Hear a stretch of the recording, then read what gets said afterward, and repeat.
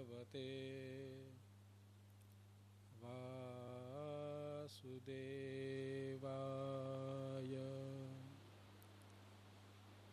स्वस्ति श्री गणेशाय नमः। श्री गुरुभ्यो नमः। श्री वेदपुरुषाय नमः।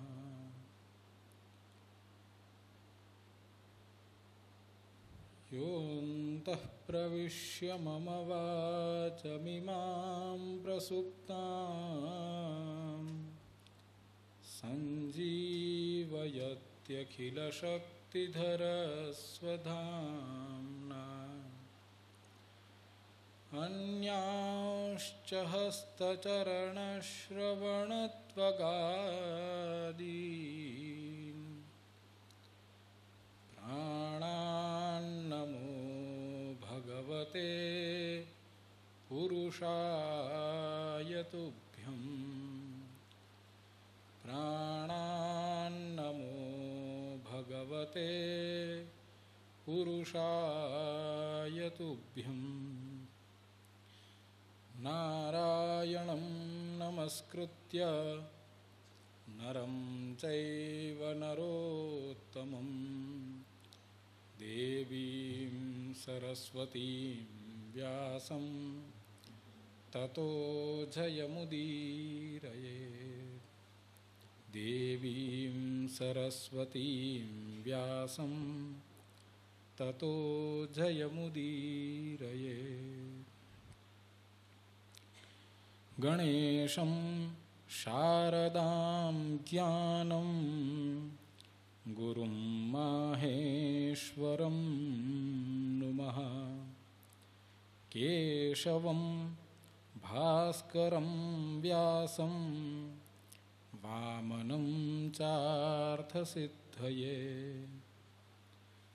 क्व दिव्या प्रावृषेण्या वै विद्वांसः शुकसन्निभाः। क्व चात्र मन्मतिर्मूढा सहायोस्तु त्रिविक्रमः। મધ્યાહ્નનું ઋતુરાજ અને ફલાધિરાજ એના રસનું પાન કરી અને પરિપુષ્ટ પરિતૃપ્ત થયેલા એવા શૌનકાદિનું પ્રાતિનિધ્ય કરનારા આપ સૌ ઋષિગણોના ચરણોમાં વંદન. અને આ આપ સૌનો જ એ મનોરથ કે એ પરિતૃપ્ત થયેલા હવે ભગવદ રસાયણમાં આપ્લાવન કરવા માટે અહીં આપ સૌ પધાર્યા છો, ત્યારે આપના સૌની પ્રેરણાથી ભગવાન વામનના ત્રિવિક્રમના જે 3 ચરણના અતિક્રમણ અને અભિક્રમણને પામવા જ્યારે આપણે પ્રવૃત્ત થયા છીએ, તો એમના આ દ્વિતીય ચરણ સમાના આ દ્વિતીય દિવસ એના ચરિત્રનું રસપાન કરીએ. ત્રેધાની દધે પદમ, 3 રીતે એમણે પદક્રમણ કર્યું અને 3 સ્થાનોમાં પદક્રમણ કર્યું. એવા એ ભગવાન એમનું આજનું ચરિત્ર વર્ણન આપણે જોઈએ. ગઈકાલે જ્યારે દેવાસુર સંગ્રામ જે દક્ષયજ્ઞ વિધ્વંસના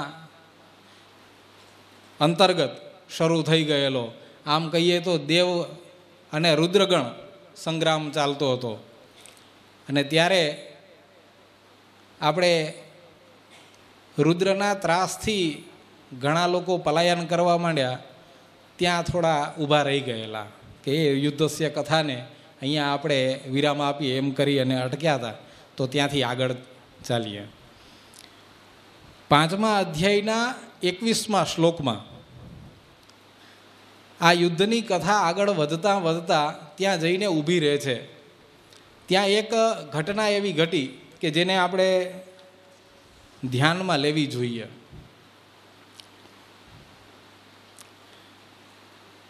તતો દિવાકરા સર્વે પુરસ્કૃત્ય શતક્રતુમ મરુદ્ભિશ્ચ હુતાશયશ્ચ ભયા જગમુર દિશો દશ.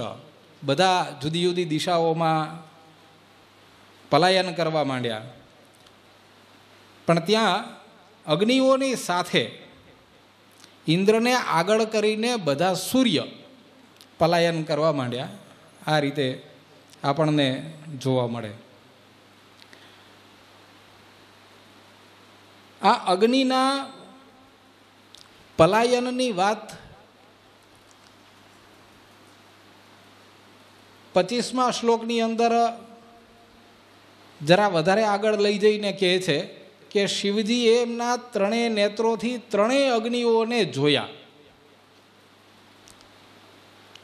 3 અગ્નિ એટલે આહવનીય, ગાર્હપત્ય અને ત્યાં લખ્યું છે. તો આ 3 અગ્નિઓ એને જોતા વેત એક ક્ષણમાં એ 3 નષ્ટ થઈ ગયા અને અગ્નિ રહિત બનેલ એવા યજ્ઞનારાયણ એ પણ આકાશમાં જઈને સ્થિર થઈ ગયા. જ્યારે યજ્ઞએ પલાયન કર્યું ત્યારે એમને પકડવા માટે થઈને શિવજીએ 2 રૂપ લીધા. અડધા એ પૃથ્વી ઉપર રહ્યા અને કાલ રૂપ ધરી અને એ અવકાશમાં ગયા. અહીંયા નારદજી પૂછે છે કે આકાશમાં જે સ્થિર રહેલા એ કાળરૂપી જે શિવ છે એ શિવનું સ્વરૂપ અને એમના લક્ષણને તમે મને વિસ્તારપૂર્વક કહો. ઋષિઓને તો આવું કંઈક એક બાનું જોતું જ હોય અને એના દ્વારા એ પુરાણોના એ તત્વને કહી દે જે સહજ અવસ્થાની અંદર કદાચ કહેવાનો અવસર ન મળતો હોય. અને એમ અહીંયા કાલરૂપ શિવ એનું સ્વરૂપ વર્ણન કરવાના બહાને આપણને 27 નક્ષત્ર, 12 રાશિઓ, એના સ્વામીઓ, એનું સ્વરૂપ જાણવા મળે. મેં થોડું એના શિવજીના કયા અંગમાંથી કઈ રીતે કઈ રાશિ કેટલા નક્ષત્રોથી મળીને આપણે બધા જાણીએ છીએ કે 9 ચરણ થાય ઇઝ ઇક્વલ ટુ 1 રાશિ. તો એ 2.25 નક્ષત્ર 2.25 નક્ષત્રને જોડતા જોડતા 12 રાશિઓ બને છે. એ 12 રાશિઓના સ્વામી પણ અહીંયા કયા છે. અને સાથે સાથે આગળ જે કથા કે જેની અંદર એ રાશિઓનો સ્વભાવ, એનો આકાર અને એનું સ્થાન, આ બધી વાત અહીંયા આગળ કહેવામાં આવી છે. તો આ બધું જ આપણે સ્થાલીપુલાક ન્યાયે, સંહારોપ ન્યાયે એને જોઈએ. પહેલાં 2.25 નક્ષત્ર એટલે કે અશ્વિની, ભરણી અને કૃતિકાનું પહેલું ચરણ, આ બધા મળી અને મંગલ જેનો સ્વામી છે એવી મેષ રાશિ બને. આમ અહીંયા મોટાભાગનાને આ વાત ખબર જ હશે કે કઈ રાશિનો કોણ સ્વામી અને એમાં કયા કયા નક્ષત્ર આવે. તો એનો વ્યાસ વિસ્તાર બહુ ન કરતા મને 1-2 વાત બીજી જે આની અંદર કહેવાનું મન છે એ હું કહું. ખાસ દરેક રાશિ એ શિવના કયા અંગમાંથી છે એ આપણે એક જોઈએ. ખાસ કે મેષ રાશિ છે એ શિવજીનું શિરસ્થાન છે, એટલે કે શિર, એ અંગમાંથી મેષ રાશિ ઉત્પન્ન થઈ. એનો આકાર ઘેટા જેવો છે અને એનું નિવાસ એ ધનધાન્ય ભંડાર, દુર્વાયુક્ત ભૂમિ, વનસ્પતિયુક્ત સરોવર, આ બધું એનું સ્થાન છે. આમાં તમે ગોતશો તો તમને નહીં મળે, કેમ કે મેં બધું ભેગું કરીને લખેલું છે. એટલે કે આગળ પાછળના શ્લોકોને ભેગા કરીને પછી લખેલું છે. એટલે શરૂઆતનો ભાગ ભલે મળીએ જાય પણ પછી પેલા ગુણને એ બધું એ પાછળ આવશે. એટલે બધું ભેગું છે. એવી રીતે શિવજીનું વદન મુખારવિંદ છે એ વૃષભ રાશિ છે, શુક્ર સ્વામીવાળી. બળદ જેવો, આખલા જેવો એનો આકાર પણ છે. અને ખેતર, ગામડું, ગોકુલ, ગાયોનું ધણ વગેરેથી અને બીજું પણ બધું આવી શકે. આવું કે જે ગો સાથે જોડાયેલું હોય, ગાયોની સાથે, ગામડા સાથે જોડાયેલું હોય, ખેતી સાથે જોડાયેલું હોય, એ બધું આવે. આ ત્યાં એનો નિવાસ છે. શિવજીની ભુજાઓમાંથી મિથુન રાશિ ઉત્પન્ન થઈ અને એનો આકાર સ્ત્રીયુગલ જેવો છે. વીણાવાદન કરનારા આ બંને છે અને એનો સ્વામી બુધ છે. એનો નિવાસ એ શૈયા, આસન, ગાન, નૃત્ય, શિલ્પ, ક્રીડાસ્થળ, વિહારભૂમિ આ બધા છે. એવી રીતે ભગવાનના બે પડખા, એમાંથી કર્ક રાશિ જેના સ્વામી ચંદ્ર છે એ ઉત્પન્ન થઈ. કરચલા જેવો એનો આકાર છે. જલ, નદી તીર, રેતી અને એકાંત ભૂમિ એ એનું નિવાસ સ્થાન છે. સિંહ રાશિ હૃદયમાંથી ઉત્પન્ન થયેલ છે. સૂર્ય સ્વામી છે. સિંહ જેવો જેનો આકાર પણ છે. વન, પર્વત, દુર્ગમ સ્થાનો, કંદરા, ગુફા, શિકારીનું સ્થાન વગેરે એ એના નિવાસ સ્થાન છે. અન્ન અને દીપક હાથની અંદર લીધેલા હોય અને નૌકામાં આરૂઢ થયેલી હોય એવા આકારવાળી કન્યા રાશિ છે કે જેના સ્વામી બુધ છે. એ ભગવાનના જઠર સ્થાનમાંથી બની એનું અંગ. રતિસ્થાન, ધાન્યયુક્ત સ્થાન વગેરે એ એના નિવાસ સ્થાન ગણાય છે. ભગવાનની નાભીમાંથી શુક્ર જેનો સ્વામી છે એવી તુલા રાશિ ઉત્પન્ન થઈ. એનો આકાર ત્રાજવાયુક્ત એવો પુરુષ. અને ગલી, બજાર, ભવન, નગરના માર્ગો વગેરે એ એનું નિવાસ સ્થાન છે. ભગવાનના ઉપસ્થમાંથી વૃશ્ચિકની રાશિની ઉત્પત્તિ થઈ જેનો સ્વામી મંગળ છે. ખાડો, રાફડો, વિષ, ગોબર, કીટ, પથ્થર વગેરે વગેરે સ્થાનો એ એના નિવાસ સ્થાન છે. હું અહીંયા થોડું અટકવા માગું છું. પહેલી ત્રણ રાશિ એટલે કે મેષ, વૃષભ અને મિથુન, આના ક્રમશઃ જે સ્વામીઓ છે એ સ્વામીઓ તરફ થોડું ધ્યાન દેવું જોઈએ. મોટાભાગનાને જ્યોતિષ પ્રત્યે થોડી આસ્થા, રસ હોય, પણ આ દ્રષ્ટિએ કદાચ ધ્યાન ન દીધું હોય એવું બને. ક્રમશઃ પહેલી રાશિનો સ્વામી મંગળ છે, બીજી રાશિનો સ્વામી શુક્ર છે, ત્રીજી રાશિનો સ્વામી બુધ છે. પછી વચ્ચે વિરામ આવે એટલે કે બે રાશિ છે એ બે અલગ એવા ગ્રહોના સ્વામિત્વવાળી નીકળે. ચોથી અને પાંચમી રાશિ એ ક્રમશઃ ચંદ્ર અને સૂર્ય એ સ્વામીઓવાળી. ફરીથી પાછો આજે 1, 2, 3નો ક્રમ હતો એને ઊંધો કરો ઇઝ ઇક્વલ ટુ 6, 7, 8 એટલે કે બુધ, પછી બીજા નંબરે તો બીજા નંબર આવે જ એટલે શુક્ર, અને પછી પાછો પહેલા નંબરવાળો એટલે કે મંગળ.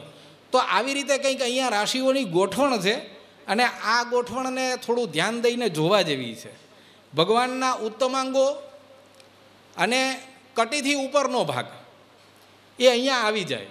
આ શરીર સ્થાનો એ છે કે જેમાં મહદઅંશે ભગવાનના પૂર્વાર્ધને આપણે જોઈ શકીએ.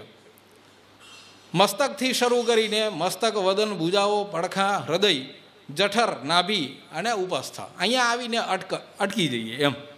હવે પછીનું જે આવે એમાં બે ગ્રહો બચ્યા, બૃહસ્પતિ અને શનિ.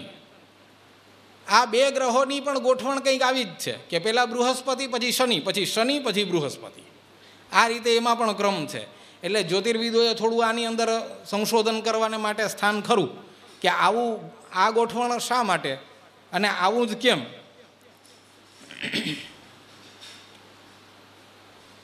ભગવાનના ઉરુયુગલ એમાંથી ધનુ રાશિ કે જે અર્ધ નર અને અર્ધ અશ્વ પુરુષ એવા આકારવાળી છે. ઘોડે સવારી, વીર કાર્ય, શસ્ત્રાસ્ત્રનું જ્ઞાન, ગજ, રથ વગેરે એના સ્થાનો છે, નિવાસ સ્થાનો છે. શનિની રાશિ મકર એ બંને ઘૂંટણમાંથી ઉત્પન્ન થઈ. મૃગ જેવું મુખ, ખભા વૃષભ જેવા અને હાથી જેવા એના નેત્ર છે. આવી આ મકર રાશિ છે. નદી અને સમુદ્ર એના સ્થાન છે. બંને જંઘા એમાંથી કુંભ રાશિ ઉત્પન્ન થઈ. ખાલી ઘડો ખભે રાખેલ છે અને એનાથી એની અંદરનું પાણી છે એનાથી જે પૂરેપૂરા ભીંજાયેલા છે એવા ભીના પુરુષવાળી એવો એનો આકાર અને આવી એની પરિસ્થિતિ. હા, એવી એક કુંભ રાશિ છે. એટલે ઘડામાં કંઈ છે નહીં, ઘડો ખાલી ભરેલો નથી, ખાલી છે, પાણી બધું ઢોરાઈ ગયેલું છે. આ બધું કંઈક સિગ્નિફિકન્ટ છે, એ કંઈક સૂચવે છે. દ્યુતઘર અને સુરાલય એ એના નિવાસ સ્થાન છે. મત્સ્ય યુગલના આકારવાળી મીન રાશિ કે જેના સ્વામી બૃહસ્પતિ છે એ ભગવાનના 2 ચરણમાંથી ઉત્પન્ન થઈ. તીર્થસ્થાન, પવિત્ર સ્થાન, દેવ મંદિર, બ્રાહ્મણ ઘર વગેરે સ્થાનો એ આ મીન રાશિના નિવાસ સ્થાન છે. આ કાલ પુરુષ એવા ભગવાન રુદ્ર, એનું એ શરીર કે જે તેજોમય શરીર છે, જેને આપણે નભોમય શરીર પણ કહી શકીએ, અને એ વિરાટ કે જેને આપણે દરરોજ રાત્રે જો ઘરના ટીવીમાંથી નિવૃત્ત થઈને ઉપર તરફ જોવાઈ જાય તો જોઈ શકીએ.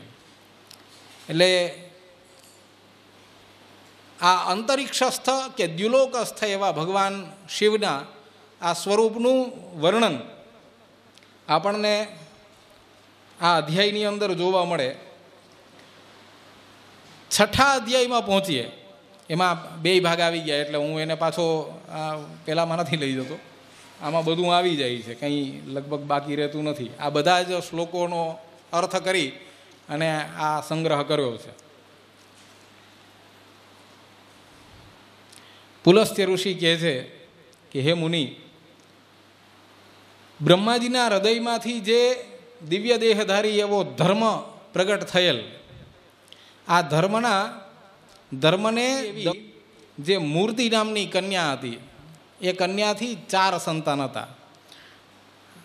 અહીંયા કાલે રાત્રે શ્યામભાઈને મેં પૂછ્યું હતું કે ભાગવતની અંદર આના વિશે આવું કંઈ, અહીંયા પાછું નીચે એવું લખ્યું પણ છે કે 2, 7, 6 એમાં વિશેષ લખ્યું છે, પણ ત્યાં નર નારાયણ એવા 2 જ પુત્રોની વાત છે. અહીંયા 4 સંતાનોની વાત છે. હરિ, કૃષ્ણ, નર અને નારાયણ, આવા 4 પુત્રોને ઉત્પન્ન કર્યા. એમાં હરિ અને કૃષ્ણ એ 2 નિત્ય યોગાભ્યાસમાં નિરત રહે છે, એટલે એ બંને કોઈની સાથે ક્યારેય સંપર્કમાં આવતા નથી. પણ નર અને નારાયણ એ બદ્રિકાશ્રમમાં જનકલ્યાણ માટે થઈ અને ગંગાના નિર્મલ તટ ઉપર તપ કરવા લાગ્યા. આ નર અને નારાયણની જે દુશ્ચર એવી તપશ્ચર્યા હતી, એનાથી સૌથી વધારે જો ડર કોઈને લાગતો હોય કે મારી ખુરશી છીનવાઈ જશે, તો એ માત્ર અને માત્ર ઇન્દ્રને લાગે. જે ઊંચા આસને બેસે એને પડવાની બીક લાગે. તો ઇન્દ્રને અહીંયા પણ એ ભય લાગ્યો, અને ઇન્દ્રને એક આદત કે જ્યારે પણ એને ભય લાગે એટલે એ જે તપસ્વીજનો હોય એના તપોભંગ કરવા માટે થઈ, વિઘ્ન ઉત્પન્ન કરવા માટે થઈ અને કોઈને કોઈ રીતે પ્રયત્ન કરે. અહીંયા પણ એણે કામદેવને તપોભંગ કરવા માટે થઈને, નરનારાયણના તપનો ભંગ કરવા માટે થઈ અને બદ્રિકાશ્રમમાં મોકલ્યા છે. કામદેવ એકલા ન જાય, કામદેવ પોતાના લાવ લશ્કર સાથે જાય, અને એનું લાવ લશ્કર છે એ બહુ ગમી જાય એવું છે. એમાં અપ્સરાઓ હોય, એમાં વસંત ઋતુ હોય. એ જેમ નજીક આવતા જાય એમ વાતાવરણ છે એ મનોરમ બનતું જાય, લોકોને ખબર પણ ન પડે. અને કામદેવ પોતાના પાશમાં ક્યારે બાંધી લે અને ક્યારે તપમાંથી ચ્યુત કરી દે એની ખબર ન પડે.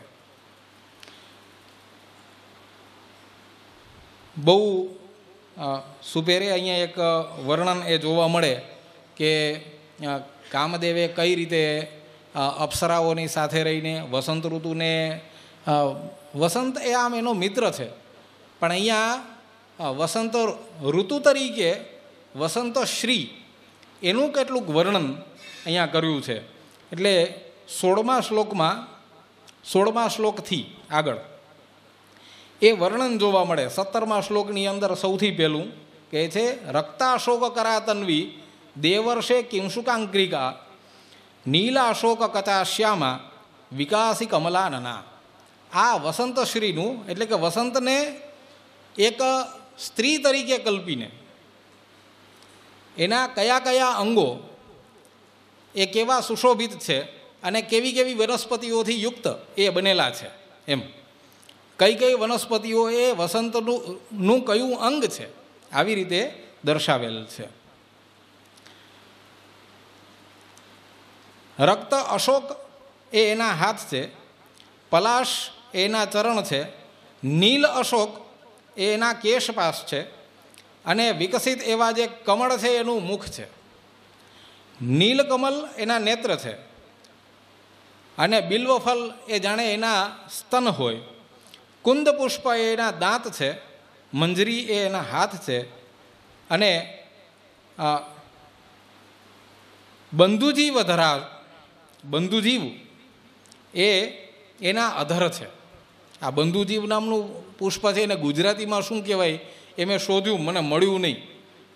આ બંધુજીવ આમણે એમનું હિન્દી લખ્યું છે દુપહરિયા ફૂલ, એટલે આ પણ કયું એમ મને બહુ આઈડિયા નથી આવતો. સિંધુવાર એના નખ છે. નરકોયલનો જે સ્વર છે એ એનો સ્વર છે, વસંત ઋતુનો સ્વર છે. આ નરકોયલ એવું ખાસ કહેવું પડે, કેમ કે જે ગાનાર હોય છે એ પુંસકોકિલહ જ હોય છે. આપણે એમ કહીએ કે કોયલ કેવી ગાય છે, તો કેવી ન હોય, કેવો હોય, એ નરકોયલ જ હોય કે જે ગાઈ શકે. પેલી જે માદા કોયલ હોય એ તો કુક કુક કુક આટલું કરી શકે, એને ભગવાને ઉત્તમ સ્વર નથી આપ્યો. જે આકર્ષક મધુરીમાં છે એ સ્વરવાન છે, સ્વરવતી નહીં. એટલે પુંસકોકિલહ એ પુરુષોમાં. એટલે આ રીતે વિચારવું જોઈએ કે લતાબેનને કોયલ કેવા કે નહીં. હા, વિચારવા જેવું ખરું એમ, બાકી વાંધો નથી કંઈ. પણ મત્તહંસ એની ગતિ છે. પુત્રજીવ આ વૃક્ષનું નામ છે. હા, એ ઉર્ધ્વ વસ્ત્ર અને ભ્રમર એ જાણે કે રોમાવલી આ સુંદરીનું વર્ણન કરતા હોય એવી રીતે વસંતનું વર્ણન કરે છે. નારદજીએ પૂછ્યું કે ભગવાન જગન્નાથ નારાયણે બદ્રિકાશ્રમમાં જે અનંગ એવા કામદેવને જોયા, તો એ અનંગ કેવી રીતે બન્યા, એ અનંગ કેમ થયા? તો કહે છે કે કંદર્પ એ આમ તો હર્ષના પુત્ર, આનું અનંગ નામ છે પછી પડ્યું, મૂળ નામ એનું કંદર્પ. કંદર્પો દર્પકો નંગ કામહ પંચશર સ્મરહ એવું અમરકોશ કહે ને, તો એ કંદર્પ એ પેલું એટલા માટે છે કે એ કંદર્પ એનું મૂળ નામ થયું. ભગવાનના ક્રોધાગ્નિથી ભસ્મ થઈને એ અનંગ બન્યા હતા.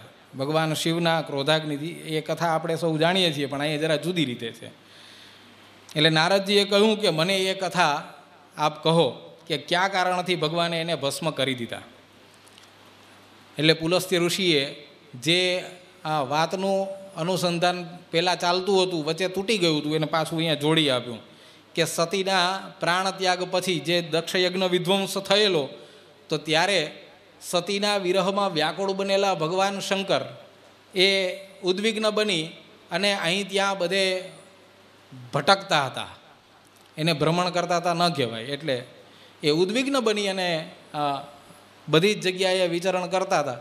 પણ આવા ઉદ્વિગ્ન એવા ભગવાનને જોઈને કામદેવને એને બાણ મારવાનું મન થયું, એને પોતાના શિકાર બનાવ્યા. એટલે ભગવાનને એમણે સૌથી પહેલું ઉન્માદન નામનું અસ્ત્ર એમના તરફ છોડ્યું. આપણે પંચશરહ કહીએ છીએ, તો એમાં પહેલું ઉન્માદન નામનું એમનું અસ્ત્ર છે. એ અસ્ત્ર એમણે છોડ્યું, જેનાથી ભગવાન ઉન્મત્ત થઈ ગયા, પાગલ. અને ક્યાં જાય છે, શું કરે છે, કઈ અવસ્થામાં છે, એ બધું ભાન ભૂલીને એ વિચરણ કરવા લાગ્યા. આ પરિસ્થિતિમાં શિવજીએ યમુના નદીની અંદર પણ નિમજ્જન કર્યું અને એમાં યમુના નદીનું જળ કાળું થઈ ગયું. આ યમુના નદી કૃષ્ણવર્ણની થઈ ગઈ. એ જાણે એવી લાગતી હતી કે પૃથ્વીના કેશ પાસે સદૃશ બની ગઈ. એનું અહીંયા સરસ વર્ણન કહે છે. ત્યારબાદ પવિત્ર નદીઓ, સરોવરો, રમણીય નદી તટો, વાપીઓ, કમલવન પર્વત, આ બધી જગ્યાએ ખૂબ વિહાર કરવા છતાં જ્યારે ભગવાન શંકરને ચેન ન પડ્યું અને એ સતીનું ધ્યાન કરતાં કરતાં આ વિચરણ કરતા હતા, તો એ સમયે એ પ્રલાપ કરે છે, વિલાપ કરે છે. એ વિલાપને પણ અહીંયા એક કાવ્યાત્મક રીતે ઋષિએ વ્યક્ત કર્યો છે. આ શિવ વિલાપ છે એ છેટ 34મા શ્લોકથી શરૂ થાય અને 41મા શ્લોક સુધી ચાલે. સતીના વિરહમાં ભગવાનનો જે વિલાપ છે, આ વિલાપ કરતાં એ વારંવાર રડતા હતા અને આ વિલાપ કરતાં એવા ભગવાનને ફરીથી કામદેવે પોતાનું સંતાપક નામના અસ્ત્રથી વિંધ્યા. આ બીજું અસ્ત્ર થયું.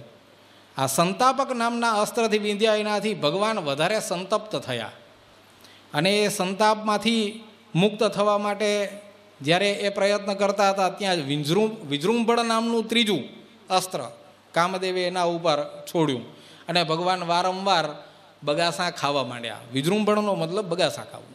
તો એ આ વારંવાર ભગવાન આ પરિસ્થિતિની અંદર પોતાની પીડાઓમાંથી મુક્ત નહોતા થતા. એવા સમયે કુબેરનો પુત્ર પાંચાલિક એને એ મળ્યા અને પાંચાલિકને બોલાવીને કહ્યું કે હે ભત્રીજા, તું મને મદદ કર. પાંચાલિકે કહ્યું કે હું આપને કઈ રીતે આપની સેવા કરી શકું, આપને કઈ રીતે મદદરૂપ થઈ શકું, હું પ્રસ્તુત છું. અને ત્યારે ભગવાને કીધું કે મને કામદેવ આ રીતે સંતાપ આપે છે, એના અસ્ત્રોથી હું સંતપ્ત થઉં છું. તું એ અસ્ત્રને તારામાં લઈ લે, તારા ઉપર લઈ લે. અને પાંચાલિકે તથા એ પ્રમાણે ભગવાનની આજ્ઞાનો જાણે સ્વીકાર કરતા હોય એવી રીતે પોતાનામાં એ બધા અસ્ત્રને સ્વીકારી લીધા. તો ત્યારે જે શાંત મનવાળા બનેલા ભગવાને પાંચાલિકને વરદાન આપતા કહ્યું કે તે જે મને આ તાપમાંથી મુક્ત કર્યો છે એટલા માટે હું તને વરદાન આપું. ભગવાને એને વરદાન આપ્યું કે ચૈત્ર માસમાં જે વૃદ્ધ, બાળક, યુવા કે સ્ત્રી તારો સ્પર્શ કરે કે ભક્તિપૂર્વક તારી પૂજા કરે, 52મા શ્લોકમાં છે, એ બધા ઉન્મત્ત થઈ જશે. પછી એ બધા ગાશે, નાચશે, આનંદિત થશે અને વાજિંત્રો વગાડશે. પરંતુ તારી સામે એ બધા આનંદયુક્ત રહેવા સાથે મોદ પ્રમોદ કરતા હોવા છતાં એ બધા યોગપૂર્વક રહેશે અને તારું મારા નામની સાથે જોડાણ થવાને લીધે તું મારા નામથી પૂજાઈશ. અને ત્યાં પાંચાલિકેશ એવા ભગવાનની સ્થાપના થઈ. ભગવાન શિવજી એ કામદેવના 3 અસ્ત્રના તાપથી મુક્ત થયા. પાંચાલિક બધા દેશોમાં ફરવા લાગ્યો અને ભગવાનની કૃપાથી એની સર્વત્ર પૂજા થવા લાગી. ભગવાન પોતે વિંધ્ય પર્વત ઉપર આવ્યા. ત્યાં ફરીથી કામદેવે એને જોયા અને ફરીથી કામદેવે એના ઉપર અસ્ત્રનો પ્રહાર કરવા માટે પ્રયત્ન કર્યો. ત્યારે ભગવાન ત્યાં દારૂવનમાં પ્રવેશી ગયા. જ્યાં ઋષિગણ પોતાની પત્નીઓ સાથે નિવાસ કરતા હતા. આ કથા એ સવારે પણ આવેલી કે ભગવાન આ રીતે ગયા. આ લિંગોદ્ભવની કથા છે કે કઈ રીતે ભગવાન ફરતા ફરતા એ દારૂવનમાં પ્રવેશે છે.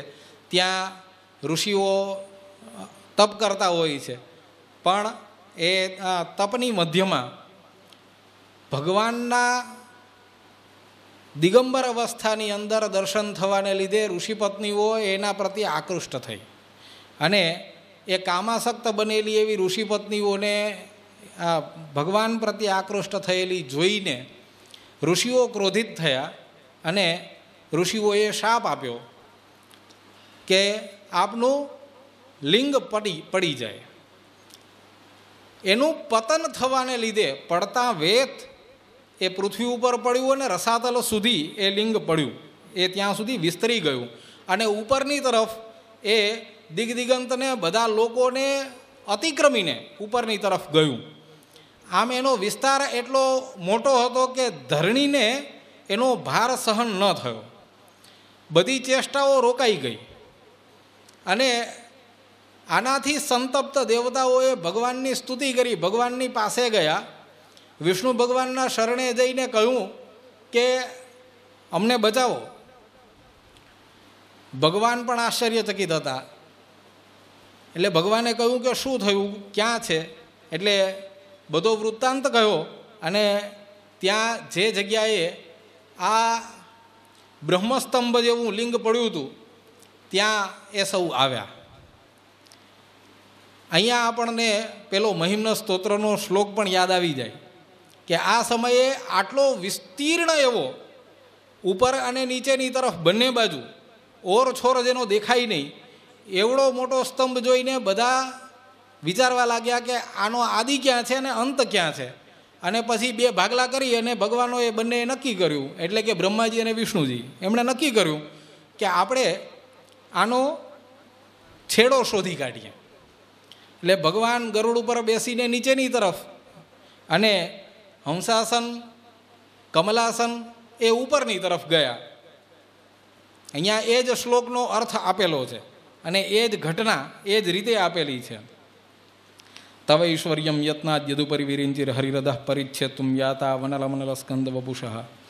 પણ એ ક્યાંય એને મળ્યું નહીં, એનો છેડો મળ્યો નહીં અને થાકી અને પાછા મૂળ સ્થાને આવી અને ભગવાનની સ્તુતિ કરવા લાગ્યા. અહીંયા એ લિંગની સ્તુતિ છે. આ સ્તુતિ પાઠ કરવાથી આપણને પણ ભગવાનની આ માયામાંથી મુક્તિ મળે એવું કહેવાય છે. તો ભગવાનની આ સ્તુતિ કરવાથી ભગવાન પ્રસન્ન થયા. ભગવાને કીધું કે હું તો ઉન્મત્ત માણસ છું, મારા જેવા ભેજા વિનાના માણસની પાસે તમે શું કરશો, તમે શા માટે આવ્યા છો? એટલે કીધું કે આ રીતની ઘટના બની છે અને અત્યારે જીવ માત્રને સંતાપ થઈ રહ્યો છે. ભગવાને કીધું એક શરતે હું ફરીથી મૂળ પ્રકૃતિને પ્રાપ્ત કરી જાઉં, જો આપ સૌ એવું વચન આપો કે હવે પછીથી આ લિંગની બધા પૂજા કરશે. અને ત્યારથી એ બ્રહ્મલિંગની ભગવાનના આ એક સાકાર નહીં એવા સ્વરૂપની, એને તમે નિરાકારય નથી કહી શકતા, એટલે આમ ભલે બધા નિરાકાર તરીકે જ પૂજે પણ સાકાર નહીં એવા સ્વરૂપની પૂજા ત્યાં શરૂ થઈ. તો એની શરૂઆત એ કંઈક અહીંયાથી ગણાય.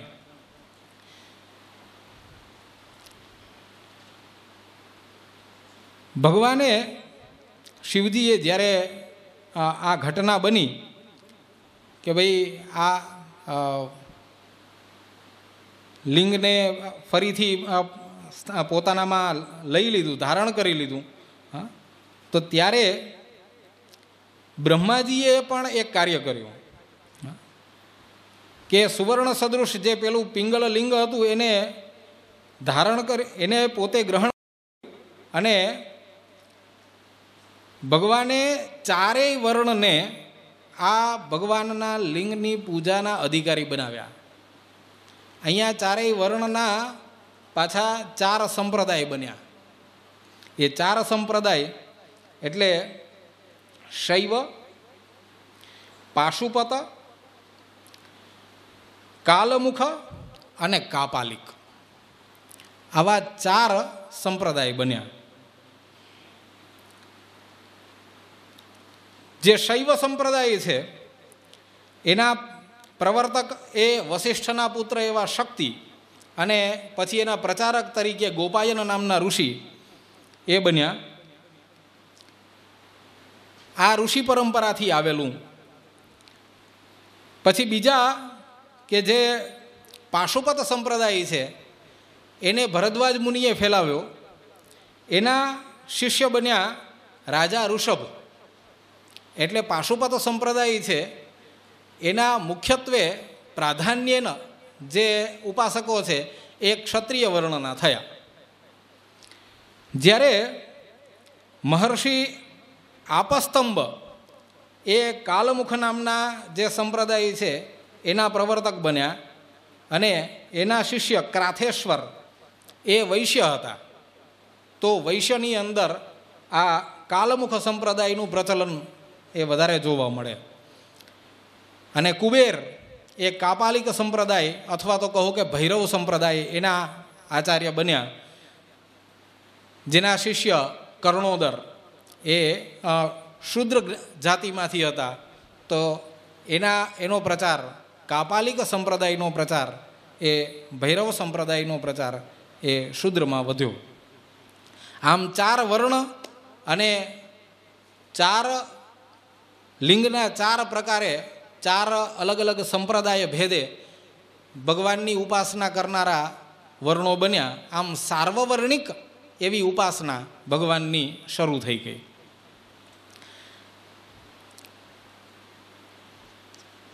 ત્યારબાદ બ્રહ્માજી બ્રહ્મલોકમાં પધાર્યા અને ભગવાને પોતાના લિંગને ધારણ કરી લીધું. આ બાજુ પેલા કામદેવને હજુ નિરાંત નથી વળતી.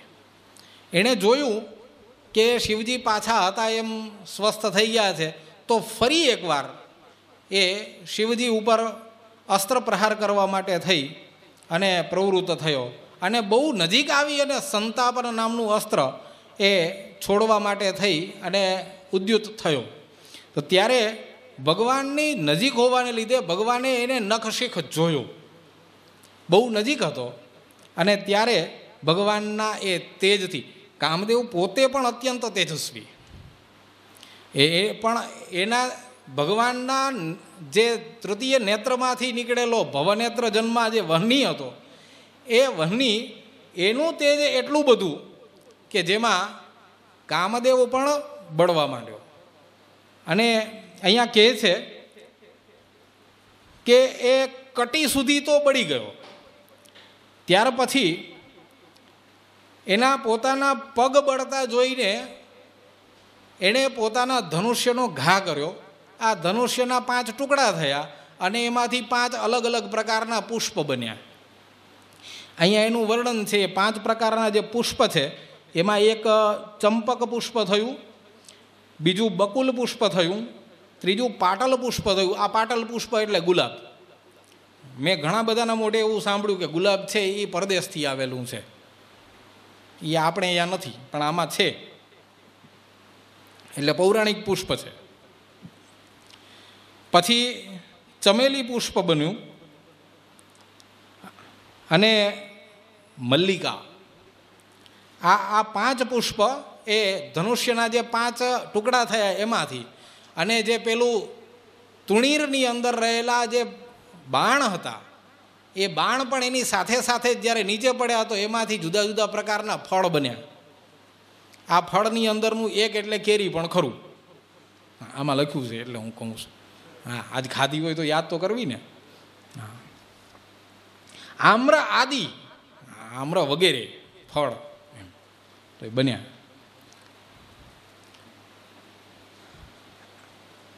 આ જોવાથી એ પણ ખ્યાલ આવે કે કામદેવ એટલે સર્વવ્યાપી એવું પ્રકૃતિનું સ્વરૂપ.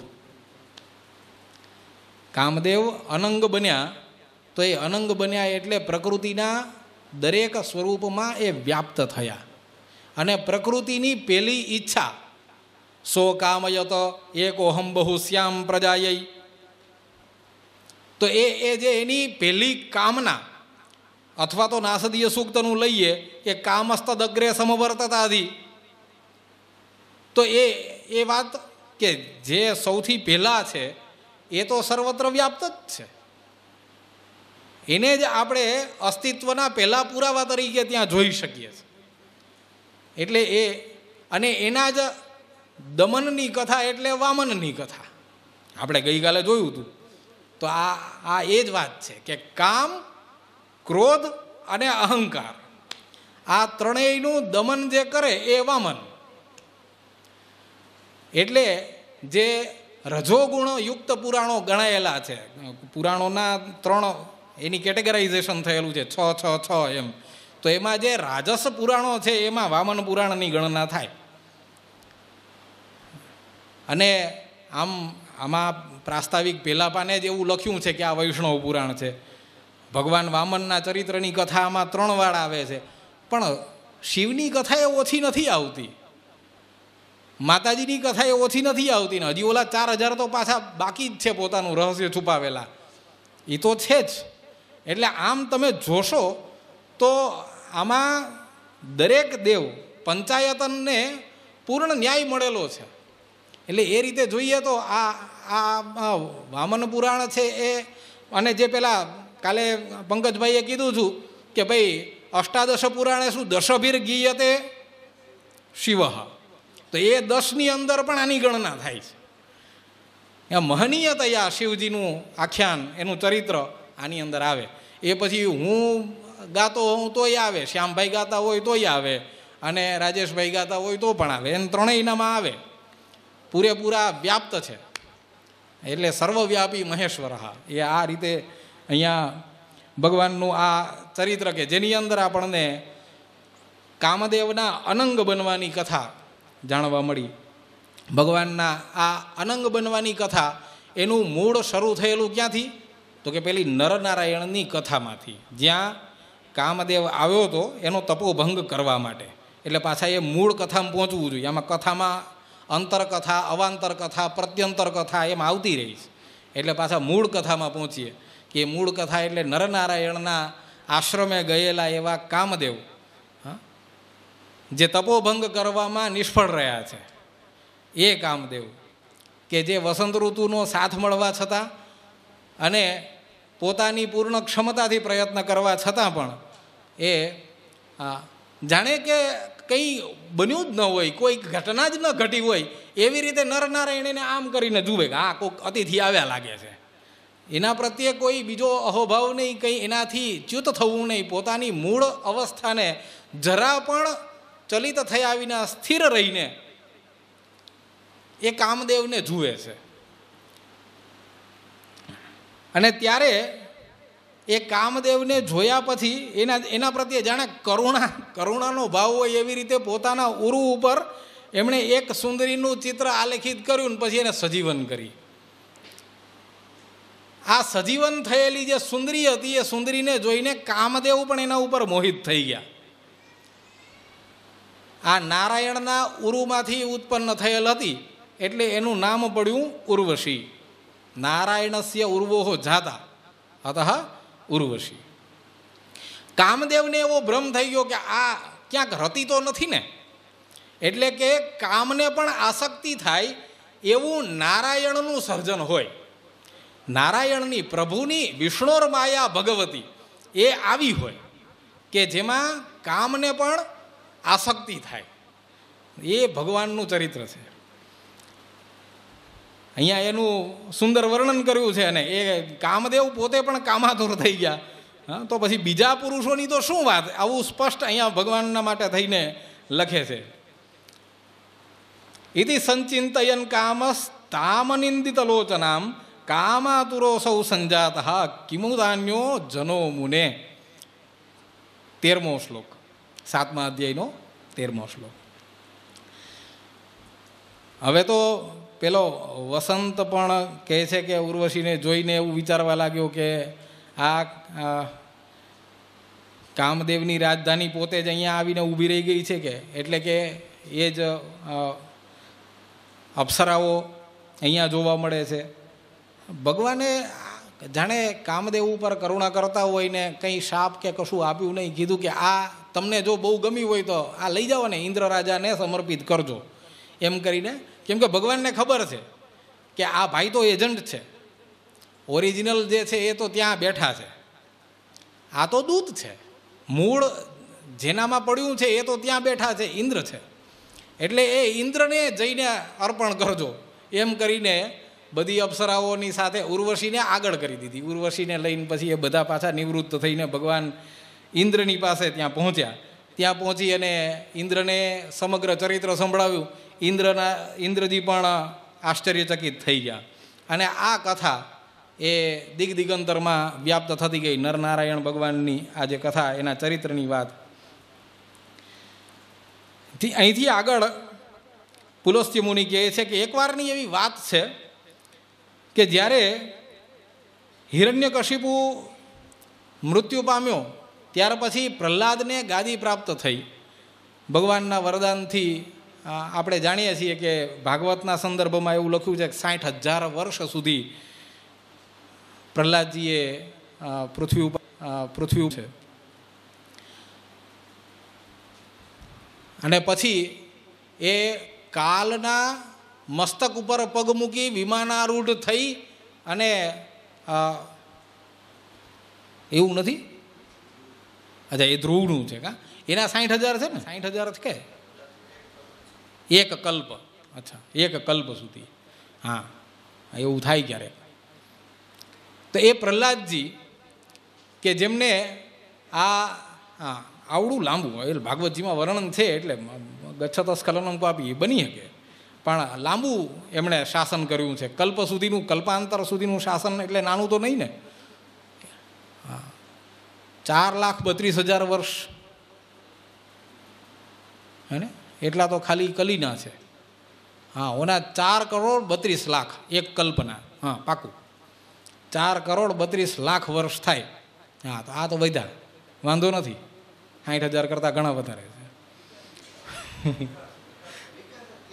હા પ્રહલાદજી પરમ ભાગવત છે અને એમના સમયની અંદર યથા રાજા તથા પ્રજા છે એ પણ અનુષ્ઠાન નિરત છે અને ભગવાનના ધર્મ કાર્ય કરતાં કરતાં એમના સમયમાં એક ચ્યવન ઋષિની કથા એ પણ અહીંયા આપેલી છે. તો ચ્યવન ઋષિની કથાને થોડી સંક્ષેપમાં લઈએ તો ચ્યવન ઋષિએ એક વખત સ્નાન કરવા ગયેલા તો ત્યારે એને એક સર્પએ પકડી લીધા અને એને ખેંચી અને રસાતલમાં લઈ ગયા. અને ત્યાં પ્રહલાદજીએ એમને જોયા અને પ્રહલાદજીએ એમની સ્તુતિ કરી, એમની પૂજા ઇત્યાદિ કરી. અને ત્યાં પ્રહલાદજીને ચ્યવન ઋષિએ એવું કહ્યું, આ પ્રહલાદજી પૂછે છે કે તમે મને પૃથ્વી, આકાશ અને પાતાળ આમાં મહાન તીર્થ કયા છે એ કહો, આવું કહે છે. એ ચ્યવન ઋષિની કથાનો આ ભાગ છે. એટલે 3 તીર્થની વાત ચ્યવન ઋષિ પ્રહલાદજીને કરે છે કે પૃથ્વીમાં નૈમિષારણ્ય, અંતરિક્ષમાં પુષ્કર અને પાતાળમાં ચક્રતીર્થ આ પ્રસિદ્ધ છે. ત્યારે પ્રહલાદજી કહે છે કે આમાં આ જે તીર્થો છે એમાં આપણે સ્નાન કરવા જઈએ.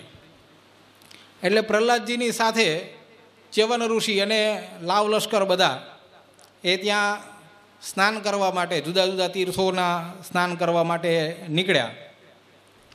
અને એ સ્નાન કરવા માટે નીકળ્યા ત્યારે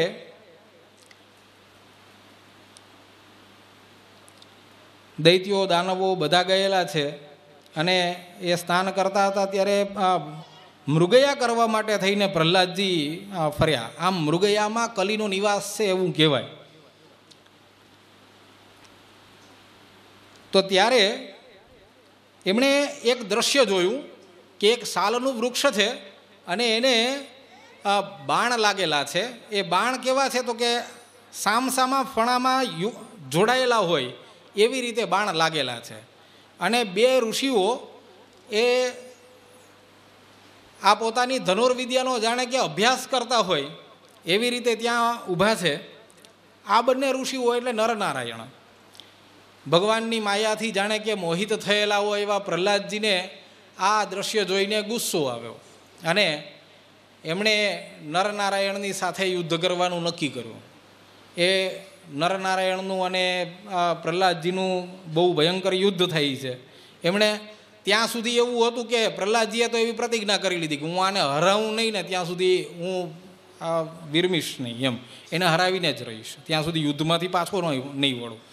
અને નરનારાયણ ઋષિ પ્રત્યે એમનું જે બહુ ભયંકર યુદ્ધ છે, આ આખો 8મો અધ્યાય છે એ નરનારાયણ અને પ્રહલાદના યુદ્ધનો છે. આપણે એમને સમર્પિત કરીએ. આમાં 1 બાણની સામે 2 બાણ, 2ની સામે 4, 4ની સામે 8, 8ની સામે 16, 100ની સામે 200, 300, 1000 આવી રીતે બાણ છોડવાની જાણે કે સ્પર્ધા ચાલતી હોય એમ સામસામા બાણ છોડે છે અને એ તુમુલ યુદ્ધ થાય છે અને બહુ લાંબા સમય સુધી એ યુદ્ધ ચાલે છે. આ યુદ્ધનો જાણે કોઈ વિરામ આવે એવું દેખાતું જ નહોતું. ત્યારે 8મા અધ્યાયના 61મા શ્લોકમાં ત્યાં તમે જાઓ તો ત્યાં તમને થોડી વાત જોવા મળે. હા, કે ભગવાનની પાસે એ પોતે જીતી શકે એમ હતા નહીં અને એમણે એવી સ્તુતિ કરી કે હું કોઈ રીતે આમને જીતી શકું એમ નથી. પ્રહલાદજી થોડા થાકી ગયા હશે. નર અને નારાયણ 2 અલગ અલગ હતા અને બંનેની સાથે યુદ્ધ કરતાં કરતાં પ્રહલાદજી મૂર્છિત પણ થઈ ગયેલા. એ મૂર્છામાંથી કળવળી ત્યારે નરનારાયણે એમને કહ્યું કે તમે હવે કાલે યુદ્ધ કરશું, આજે સંધ્યા વેલા થઈ ગઈ છે તો રાત્રિનો વિરામ કરો. અને ત્યારે એમણે ભગવાનનું ધ્યાન કર્યું. પોતાના સંધ્યા નિત્યકર્મથી નિવૃત્ત થયેલા એવા પ્રહલાદજીએ જ્યારે ભગવાનનું ધ્યાન કર્યું અને ત્યારે ભગવાનને સાક્ષાત પ્રગટ થયેલા જોઈને કીધું કે મારે આમને હરાવવા કેવી રીતે? ભગવાન કે એને હરાવી નહીં શકો. સમગ્ર દેવતાઓ ભેગા થઈને કદાચ પ્રયત્ન કરે તો પણ એ હારે નહીં, કેમ કે એ અજેય છે. એ તપશ્ચર્યા કરનારા ઋષિ રૂપે રહેલા એ મારું જ સ્વરૂપ છે. એટલે તમે એને હરાવી નહીં શકો. એને જો તમારે હરાવવા હોય તો એક જ રસ્તો છે અને એ છે માત્ર પરિચર્યા. એમની ભક્તિ કરો, એમનું દાસત્વ સ્વીકારો અને એનાથી એમને પ્રસન્ન કરો અને એનાથી એ હારે. પ્રહલાદજી એમની સેવા કરવા લાગ્યા અને એનાથી પ્રસન્ન થયેલા એવા નારાયણે એમને વરદાન માટે થઈને કહ્યું. તો 2 વરદાન, પેલું એક વરદાન જ્યારે કે ભાઈ તો કહ્યું કે ભાઈ મારા બધા જે આ તમારી સાથે યુદ્ધ કરવાને લીધે જે પાપ થયા છે બધા પાપમાંથી હું મુક્ત થાઉં. એટલે ભગવાને એમને એ બધા પાપમાંથી મુક્ત કર્યા. ભગવાનની સાથે યુદ્ધ કરાય નહીં, કેમ કે ભક્ત અને ભગવાન એ બંનેનો નાતો છે એમાં આ યુદ્ધને સ્થાન નથી હોતું. એની સમર્પિતતા એ ખંડિત થાય તો એ ન થાય. એટલે જો એવું થાય તો એ પાપ પડે. એટલે કહ્યું કે એ યુદ્ધ કર્યું એ મેં ધૃષ્ટતા કરી, આપનો દ્રોહ કર્યો કહેવાય, તો એમાંથી મને મુક્ત કરો. ભગવાને એમને એમાંથી મુક્ત કર્યા. મનસા વાચા કર્મણા જે પણ અકર્મ થયું હોય, અપકર્મ થયું હોય એમાંથી એ મુક્ત થાય. અને બીજું વરદાન એ ખાસ આપણને બધાને લાગવું પડે. જ્યાં મેં આપને શરૂઆતમાં કહ્યું કે આ 61મા શ્લોકમાં એ માગવા યોગ્ય વરદાન, કદાચને ભગવાન પ્રગટ થઈ જાય તો આપણે શું માગવું? તો આ માગવા જેવું કે યા જાયેત મે બુદ્ધિ સાસા વિષ્ણુ ત્વદાશ્રિતા દેવાર્ચને ચ નિરતા ત્વચિત્તા ત્વત્પરાયણા. જે કંઈ પણ હું વિચારું, મને કોઈ પણ બુદ્ધિ થાય, બધું તમારા મય હોય, તમારા જ સંદર્ભમાં આવે, તમારા વિનાનું મને કંઈ સૂઝે નહીં. એટલે કે ત્વદ આશ્રય વિના મને અન્ય કોઈ પણ કાર્ય કરવાનું મન થાય નહીં, એવી કોઈ બુદ્ધિ મને આપશો નહીં. અને એવું જ પાછું બીજું કે ભગવાને હજુ પણ કંઈ માગવું હોય તો તું તારે માગી લે. અને આ ભગવાનની કરુણા છે કે ભક્તને માટે થઈને એમ ન કહે એક જ વરદાન. પેલા વાણિયાને કીધું હોય તારે માગવું હોય તો માગ, પણ એક જ વરદાન માગવાનું. અને પછી વાણિયો એમ કહે, આંધળો વાણિયો, હું મારા 7 માળના ભવનના 7મા માળે સોનાના હિંડોળે બેસીને મારા પુત્રની પત્નીને 7 હેલની સોનાની હેલમાં પાણી ભરીને આવતી જોઉં. એ વાણિયાને એક જ દેવાય, પણ ભક્તને તો જેટલા જોતા હોય એટલા દેવાય, એમાં કાંઈ વાંધો ના આવે. એટલે ભગવાન કહે છે કે હજુ પણ કંઈ માગવું હોય તો માગો, હું વિચાર્યા વિના તમને આપીશ. અને પ્રહલાદ કહે છે કે સર્વમેવ મયા લબ્ધમ ત્વત્પ્રસાદાદ દોક્ષજ ત્વત્પાદ પંકજાભ્યામ હિ ખ્યાતિરસ્તુ સદા મમ. તમારા ચરણ કમલની અંદર મારી નિષ્ઠા સદાયને માટે બનેલી રહે, બસ આ માત્ર મને જોઈએ. આવી જે ભક્તિ રનપાઈની એ ભગવાન પાસે મગાય. દ્રઢઈને ચરણનો કેરો ભરોસો એ ભગવાન પાસે હંમેશા માગવું જોઈએ. તો એ કથાને અહીંયા આપણે વિરામ આપીએ અને આગળ વધીએ કે અહીંયા એક પ્રહલાદ ભગવાન પ્રત્યે આટલા સમર્પિત ચિત્ત બન્યા હતા, એટલે પોતાના રાજ્યને તો એણે અંધકાસુરને આપી દીધું. અને અંધકાસુરને આપેલું રાજ્ય એ પાછા જ્યારે આ યુદ્ધમાંથી પાછા આવ્યા તો અંધકાસુરને દૈત્યોએ કીધું કે તમે પાછા હવે રાજા બની જાઓ. તો કે હવે મારે કંઈ રાજા વાજા બનવું છે નહીં, જે હોય એ એમ રહે. અને બસ એટલું યાદ રાખજો કે ભગવત કાર્યની અંદર અને સદાચારપૂર્વક તમે આ રાજ્યનો નિર્વાહ કરજો. આવા ઉપદેશ વચનો કહી અને એ પોતે ભગવત પરિચર્યામાં રત થઈ ગયા. પણ ત્યારે નારદજીને પ્રશ્ન થયો કે નેત્રહીન હોવા છતાં અંધકને શાસન ઉપર શા માટે આરૂઢ કર્યો? એટલે પુલસ્ત્ય ઋષિએ કીધું એ પહેલેથી આની કથા કેવી છે? તો કે એ જન્મ્યો ગમે એ પણ વચ્ચે પાછો એ દેખતો થયેલો છે. એ કાયમ માટે આંધળો નહોતો. લબ્ધ ચક્ષુરસૌ ભૂયઃ, એ વચ્ચે એને આંખ આવી ગયેલી. એ જન્મ્યો ત્યારે અંધ હતો અને પાછો આંધળો થયેલો, પણ એ બેની વચ્ચે એ આંખવાળો હતો, દેખતો હતો. અને ત્યારે કદાચ એના ઉપર આ ભરોસો કર્યો હશે પ્રહલાદજીએ. રાજ્ય અંધકો અભિષિક્તસ્તુ કિમાચરત સુવ્રત દેવાદિભિ સહ કથમ સમાસ્તે તદ્વદસ્વ મે. આમ અંધકાસુરની એક કથા આજે રાજેશભાઈએ આપણને સંભળાવી. એટલે અંધકાસુરની કથામાં અહીંયા પણ જે એવી વાત આવે છે કે યુદ્ધની એ કથા આવતી હોય તો એ કથાને થોડી આગળ ધપાવી દઈએ. પણ એની અંદર આવતી કેટલીક વાત એવી કે જેના પ્રત્યે ધ્યાન દોરવું જોઈએ, એ ધ્યાન દોરી અને આગળ તરત જતા રહીએ. અહીંયા આ કથા જ્યારે એટલે દેવાસુર સંગ્રામની વાત આવે છે તો ત્યાં દેવતાઓના અને દૈત્યોના આ બંનેના વાહનોની વાત છે, એના નામ આપ્યા છે. એટલે એ નામ એ ખાસ જાણવા જેવા છે. તમારા બધા પાસે ગ્રંથ છે જ.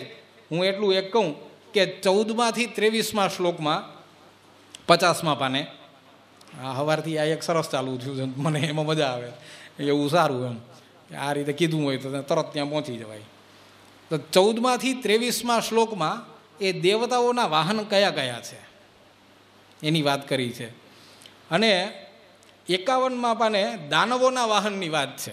આવું આમ બહુ જનરલી જોવા ન મળે.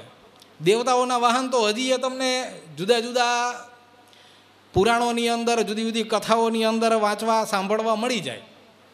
પણ દાનવ કયા વાહન ઉપર બેઠા હતા એ વાત લગભગ કોઈ કહેતું નથી. એટલે અહીંયા દાનવોના એ પાછા આવી રીતે કહ્યા. અને એમાં ધ્યાનાસ્પદ જે છે એ એક શબ્દ છે, આમ પ્રચલિત પણ ખરો, પણ તો એ મને થોડું થયું કે આ એક કહું કે અંધકનો પોતાનો જે રથ હતો, દિવ્ય રથ, એ રથ એનું પરિમાણ, એનું માપ આપ્યું છે ત્રિનલ્વ પરિમાણવાન. એટલે નલ્વ શબ્દનો અર્થ હું કોષમાં શોધવા બેઠો, અહીંયા ભલે લખ્યું કે ભાઈ 1200 હાથ એમ, એટલે મેં પછી ત્રિનલ્વ એટલે નલ્વ શબ્દનો અર્થ કોષમાં શોધ્યો ત્યારે મળ્યું કે ભાઈ 400 હાથ ઇઝ ઇક્વલ ટુ એક નલ્વ. 400 હાથ પરિમાણ થાય, આ આટલું છે એ એક હસ્ત કહેવાય. આવા 400 હાથ થાય એટલે એક નલ્વ થયું કહેવાય. ત્રિનલ્વ એટલે કે 1200 હાથ, એટલો લાંબો, એટલો મોટો એ આનો રથ હતો. ક્યાં જઈને ઊભું રહે? અડધું તો મેદાન જ રોકી લે, આની બહાર નીકળી જાય, આ આપણી વાડીની બહાર નીકળી જાય એમ, બહુ મોટો હતો. એટલે 26 થી 29 આ ચારમાં એક શ્લોક તો ખાલી ભાઈ જ રોકે છે, બાકીના બીજા બધા અને અમુક છે એ તો પદયાત્રીઓ છે. આ આટલી કેટલીક વાત કે અહીંયા જે દેવતાઓને આ દાનવોના યુદ્ધની કથા છે એ કથાને હું વધારે ફરી એકવાર એનું એ કહું કે યુદ્ધ છે કથા જ રમ્યા, યુદ્ધ રમ્ય નહીં. એટલે જે રમણીયતા હતી એ બધી રાજેશભાઈએ કહી દીધી, એટલે એને હું બહુ લાંબુ લેતો નથી. પણ આ દેવાસુર સંગ્રામની અંદર અંધકાસુરનો વિજય થયેલો, એટલી એક વાત એની અંદર થોડી જાણવા યોગ્ય કે એ જીતી ગયેલો. તો એ 10મા અધ્યાયની અંદર પણ એ જ ચાલે છે, એ યુદ્ધ જ ચાલે. એટલે તમે વિચારજો કે આ બે અધ્યાય સુધી જ્યારે યુદ્ધની કથા ચાલતી હોય તો એ માત્ર જનમનોરંજન માટે નથી, એની અંદર એક વિજ્ઞાન છુપાયેલું છે, એ છે યુદ્ધ વિજ્ઞાન. વ્યૂહરચનાઓ, શસ્ત્રાસ્ત્રનો પ્રયોગ કઈ રીતે થાય, ક્યારે થાય, કેવો થાય, કેવા કેવા પ્રકારના વ્યૂહોની રચના થતી અને કઈ કઈ પરિસ્થિતિની અંદર કોણ કયા પ્રકારનું યુદ્ધ કરતું, યુદ્ધની અંદર ધર્માચરણ કઈ રીતે થતું, એના પણ ધર્મ છે. આપણે માત્ર મહાભારતને જ ધર્મક્ષેત્ર કહી દીધું. એની અંદર જે 11 દિવસ સુધી ચાલ્યું એ ધર્મયુદ્ધ હતું. પણ એ પહેલાં થયેલા યુદ્ધોની અંદર પણ એના કેટલાક નિયમો હતા અને એ નિયમોનું પાલન થતું. તો આ જ્યારે યુદ્ધની કથાઓ વાંચ્યો તો ત્યારે આને જોવું જોઈએ અને એની અંદરથી એ વિજ્ઞાનને સમયાંતરે કોઈ બહાર લઈ આવે એવી અપેક્ષા રાખી શકાય. અત્યારે સમય અભાવ છે એટલે અત્યારે એવું બધું કંઈ નહીં કરું, પણ આમ આ એક બીજ વપન હું એટલા માટે કરું છું કે આ દ્રષ્ટિથી આને જોવું જોઈએ અને એ જોઈ શકાય તો એમાંથી કંઈક નવનીત મળશે કે જે આપણે નવી પેઢીને આપી પણ શકીએ. કદાચ નવી પેઢીને તો ઠીક, નવું વિશ્વને આપી શકાય ત્યાં સુધીનું કંઈક મળી આવે. એટલે આ એક અંશને ભગવત અર્પણ કરી અને આગળ વધીએ. અહીંયા જે છેલ્લે આપ્યું છે એ વાત કે ભાઈ પાતાળમાં રહેલ જે પોતાનું અશ્મક નામનું જે ઉત્તમ નગર હતું એ ત્રિલોક જયી બન્યો, દેવતાઓને જીતી લીધા, પૃથ્વી ઉપરના બધા રાજાઓને જીતી લીધા અને ત્યાર પછી એ પોતે પોતાનું અશ્મક નામનું નગર, અશ્મા એટલે આમ પથ્થર થાય, પણ અહીંયા એ જે રસાતલની અંદર રહેલું કંઈક નગર હશે, જેમ દરેક દેશની કોઈ રાજધાની હોય એવી રીતે કંઈક હશે, તો એને અશ્મક નામનું જે એમનું નગર છે ત્યાં જઈને એ રહેવા લાગ્યો. અને ત્યાં પણ એ પાછા એ જ બધા સ્વર્ગની અંદર જે સુલભ છે એવા ઉપભોગોને ભોગવવા લાગ્યો. નારદજી પૂછે છે કે તમે આ જે કથા કહી એમાં વચ્ચે એક કથા એવી આવતી હતી કે ભાઈ સૂર્યએ શુકેશીના નગરને આકાશમાંથી પૃથ્વી ઉપર પાડી દીધું, એનું પતન કર્યું, એને ત્યાંથી ઉપરથી બાળીને નીચે પાડી દીધું. તો આ શુકેશી કોણ હતો અને એને આ નગર કોણે આપ્યું અને ભગવાન સૂર્યએ એ નગરને પૃથ્વી ઉપર શા માટે પાડી દીધું, આની એ તમે મને કહો. આ પ્રશ્નમાંથી પ્રશ્ન આવતા હોય એવી રીતે આ પ્રશ્ન આવ્યો. એટલે કહ્યું કે આ એક બહુ જૂની કથા છે કે જે બ્રહ્માજીએ મને કહેલી હતી. વિદ્યુત કેશી નામના જે રાક્ષસ છે એના પુત્ર સુકેશી હતા અને સુકેશી ભગવાન શંકરના પરમ ભક્ત હતા. એટલે શંકરજીએ એમને આકાશચારી એવું આ નગર આપેલું હતું કે જે શત્રુઓથી અજય હતું, અવધ્ય હતું અને એને પણ અવધ્ય એનાથી જ બનાવી દીધેલો. રાજા ધર્મપથ ઉપર આચરણ કરતો હતો તો ત્યારે એના આચરણને લીધે સમગ્ર પ્રજા પણ એનું અનુવર્તન કરતી. પણ એ ધર્મપરાયણ એવા રાજાએ એકવાર મગધના અરણ્યમાં જઈને ત્યાં ધ્યાનપરાયણ એવા જે ઋષિઓના આશ્રમને જોયો, એટલે ઋષિઓને પ્રણામ કરી અને ઋષિઓને પૂછ્યું, હું આપને આદેશ નથી આપતો, હું આપને વિનંતી કરું છું. આ દાનવની ભાષા હોઈ શકે એમ આપણને પ્રશ્ન થાય, પણ અહીંયા આ અત્યંત સમર્પિત ચિત્તવાળો એવો સુકેશી એ બહુ વિનમ્ર ભાવે, અને આવું એ બહુ ઓછા પુરાણોની અંદર જોવા મળે કે દાનવોનું કીર્તન કર્યું હોય, દાનવોની અંદર જે ભગવદીય અંશ હોય એને દર્શાવેલા હોય. અહીંયા વામન પુરાણની અંદર આ રીતે પણ આપણને આ એક અંશ જોવા મળે. આપણે દાનવ એટલે પેલા શિંગડા પૂંછડાવાળા જ દેખાય, બહુ ભયંકર આકારવાળા દેખાય, અને એટલો ડર લાગે નામ સ્મરણ માત્રથી કે આપણે એની પરેજી પાડીએ, એને ન જોવા, એમ એ આપણી સામે ન આવે એવી અપેક્ષાઓ રાખીએ. પણ એ કદાચ આપણા જેવા કદાચ આપણા કરતાં વધારે દ્રઢતાવાળા છે. એમનું તપ, એમની ભગવાન નિષ્ઠા, એમની પોતાના કાર્ય પ્રત્યેની નિષ્ઠા એ આચરણીય હોય છે. એની અંદર કેટલાક એવા જે ગુણો હોય અને કેટલાક બધી જગ્યાએ કેટલાક ઓગણા જ નીકળે ને, એ ઓગણાને જ મુખ્ય બનાવી દીધા હોય એટલે તમને પેલો મહિષાસુર દેખાય કે પછી પેલો શુંભની શુંભ દેખાય કે પછી માણામાં એ નથી રાવણ આવતો, એમાંય શિશુપાલ નથી. એટલે આપણે દૂધે ધોયેલા નથી, દાનવોય નથી. બધાની અંદર કંઈક વાંધો છે, બધાની અંદર કંઈક દિવ્યત્વ છે. દિવ્યત્વ શું છે એને જોવું અને એ ચરિત્રને સાંભળીને પવિત્ર થવું. અહીંયા એ પવિત્રતા માટે થઈને પુરાણોમાં, ખાસ કરીને અત્યારે વામન પુરાણ, એના જે દિવ્ય ગુણો છે, એ ઉત્તમતા છે, એને ઉજાગર કરે છે, એને વ્યક્ત કરે છે. તો સુકેશી એની કથા એ શરૂ થઈ છે. સુકેશી એ બહુ વિનમ્રતાપૂર્વક જ્યારે ઋષિઓને વિનંતી કરી અને કહે છે કે તમે મને આલોક અને પરલોક એ બંનેમાં જે કલ્યાણકારી હોય અને મનુષ્ય સજ્જનોમાં પૂજ્ય કેવી રીતે થાય અને એને સુખની પ્રાપ્તિ કેવી રીતે થઈ શકે આ જણાવો.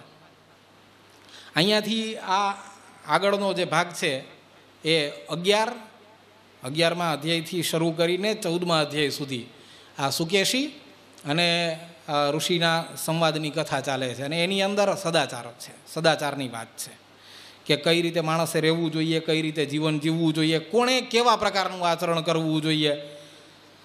ઋષિઓ કહે છે કે શ્રેયો ધર્મ પરે લોકે ઇહચ ક્ષણદાચર તસ્મિન સમાશ્રિત સત્સુ પૂજ્યસ્તેન સુખી ભવેત. આમ જોઈએ તો આ એક શ્લોકની અંદર બધા જવાબ આવી ગયા, આટલામાં બધું આવી ગયું કે હે ક્ષણદાચર, હે નિશાચર, આલોક અને પરલોકમાં ધર્મ એ એકમાત્ર કલ્યાણકારી છે. એટલે પેલા પ્રશ્નનો જવાબ થઈ ગયો પૂરો. એમાં સ્થિર રહેલ એવો જે વ્યક્તિ હોય એ સજ્જનોમાં આદરણીય બને અને એ જ સુખી પણ થાય. આમ જોઈએ તો સંક્ષેપતઃ અહીંયા આ વાત પૂરી થાય. પણ એમાંથી પ્રશ્ન થયો કે ભાઈ ધર્મ એ કે એનું લક્ષણ શું? સુકેશી પૂછે છે કિમાચરણ સત્ક્રિય, એ આ સત્કર્મનું આચરણ કેવી રીતે થાય કે જેનાથી પછી સુખી થઈ શકાય? તો ઋષિઓ ધર્મના પ્રકાર કહેવાનું શરૂ કરે છે અને 12 પ્રકારનો ધર્મ કયો છે, જુદા જુદા લોકો. અને એમને આ ધર્મને તમે બહુ આમ અઘરો બનાવી દઈએ ને આપણે, એમાં હેરાન થઈએ છીએ. ધર્મને સીધા સાદા શબ્દોમાં કહીએ તો આપણી ડ્યુટી, આપણી ફરજ. મનુષ્ય હોય તો મનુષ્યની ફરજ, દેવ હોય તો દેવની ફરજ, દાનવ હોય તો દાનવની ફરજ, પિશાચ હોય તો પિશાચની ફરજ, યક્ષ હોય તો યક્ષની ફરજ, ગંધર્વ હોય તો ગંધર્વની ફરજ, વિદ્યાધર હોય તો વિદ્યાધરની ફરજ. આ અહીંયા એક બધાના આપેલા છે. પિતૃ હોય તો પિતૃઓની ફરજ. કેની શું ફરજ છે એ આ 12 શ્લોકની અંદર ક્રમશઃ આપેલું છે. એટલે એ વાંચજો.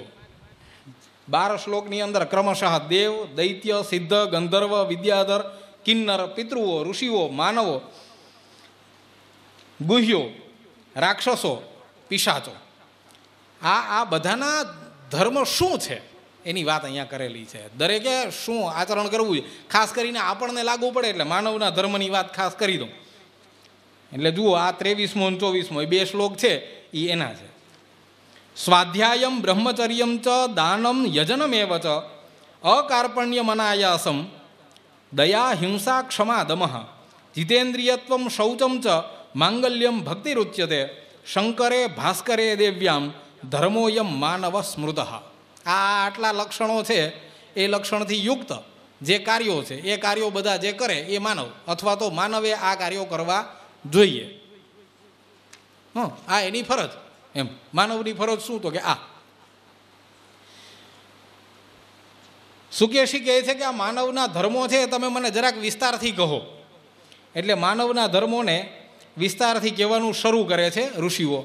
એમાં સૌ પ્રથમ એ આ સમગ્ર ભુવન વિશેની વાત કરે છે. મને થોડુંક સવારે બેઠા બેઠા એવું સૂઝતું હતું, એટલે મેં એની ટ્રાય કરી કે આ કેવડું ને શું ને. અહીંયા એ વર્ણન કર્યું છે. પહેલાં 6 દ્વીપોની વાત કરી. એમણે કહ્યું કે આ આખી પૃથ્વી છે ને 50 કરોડ યોજન વિસ્તીર્ણા પૃથ્વી છે. અને એ કેવી છે? તો કે નૌકાની જેમ સાગરમાં તરે છે. આ પૃથ્વીની અંદર 7 દ્વીપ છે, પણ એમાં 6 અને 1 એમ ભાગ કરી દેવા જોઈએ. દરેક દ્વીપ એ પોતાનાથી દ્વિગુણ કહેવાય એવા સાગરથી વીંટળાયેલો છે.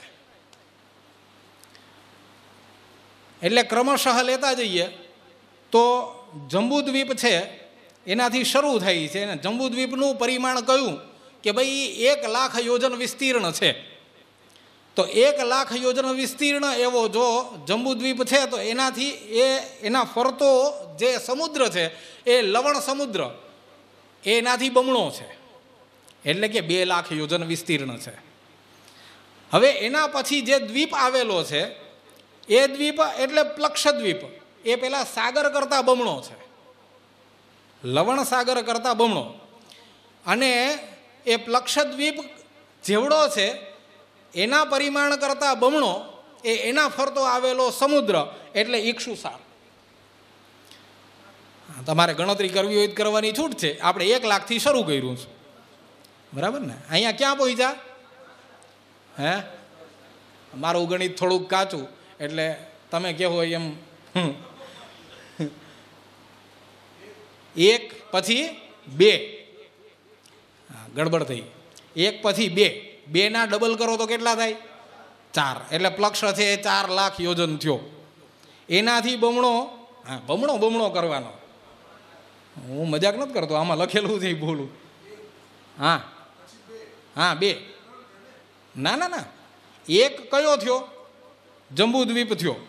હવે એનાથી બમણો થયો લવણ સમુદ્ર, બરાબર? લવણ સમુદ્રનું જે પરિમાણ છે એના કરતાં બમણું એટલે 4. તો પ્લક્ષદ્વીપ થયો એનાથી બમણું, એટલે કે પ્લક્ષદ્વીપના પરિમાણ કરતાં બમણું 8.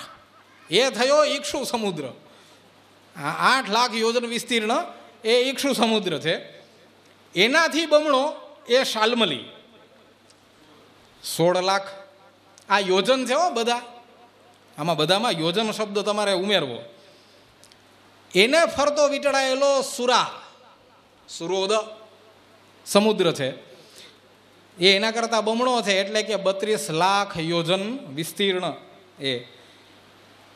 એનાથી પછી આવેલો જે દ્વીપ છે એ કુશદ્વીપ છે.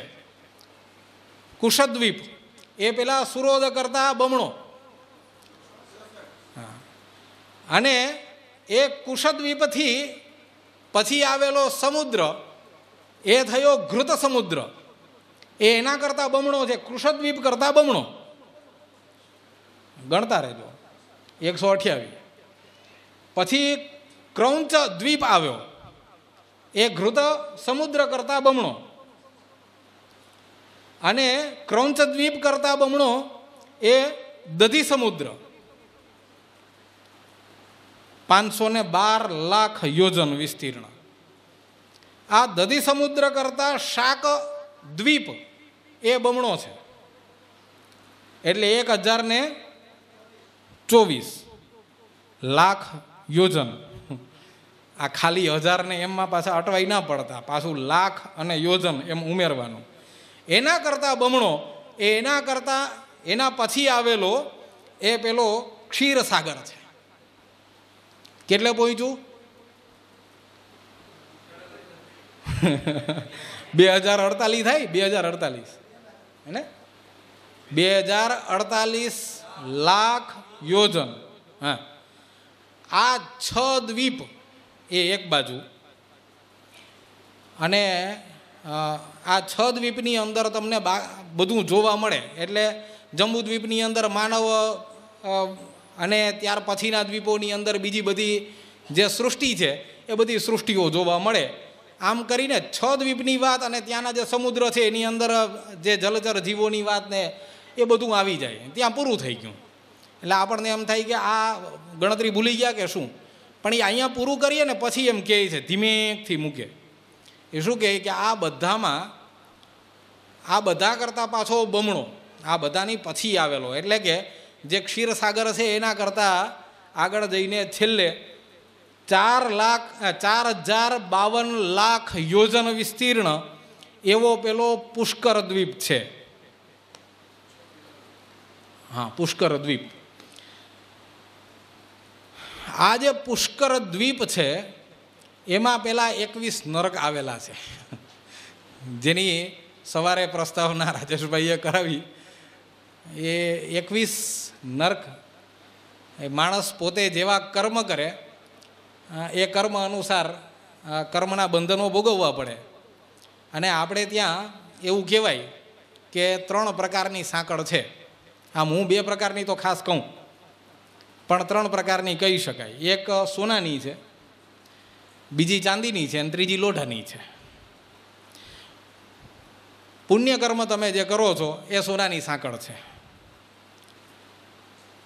સામાન્ય તમારા પોતાના જેવી રીતે સંધ્યા વંદનાથી આપણે એમ કહીએ કે ભાઈ આનાથી કોઈ પુણ્ય ન થાય, પાપ તો ન જ થાય પણ પુણ્ય એ ન થાય. તો જે પોતે કરવાનું જ છે એ કામને પછી એના કંઈ રિવોર્ડ થોડા હોય, એના રિવોર્ડ ન હોય. તમારે કરવાનું હતું ને તમે કર્યું તો એના માટે કંઈ તમને કોઈ બક્ષીસ આપે કે ભાઈ લાય આનું કંઈક ફળ આપ? ના મળે. એ તમારે કરવાનું છે ને તમે કર્યું છે, દેટ્સ ઇટ, પૂરું થઈ ગયું. એટલે એના રિવોર્ડ ન મગાય. તો એના પણ બંધન તો ખરું, કર્મ કર્યું ને, એટલે એ ચાંદીની સાંકળ છે. અને ત્રીજી છે એ જેને આપણે પાપ કર્મ તરીકે ઓળખાવીએ છીએ.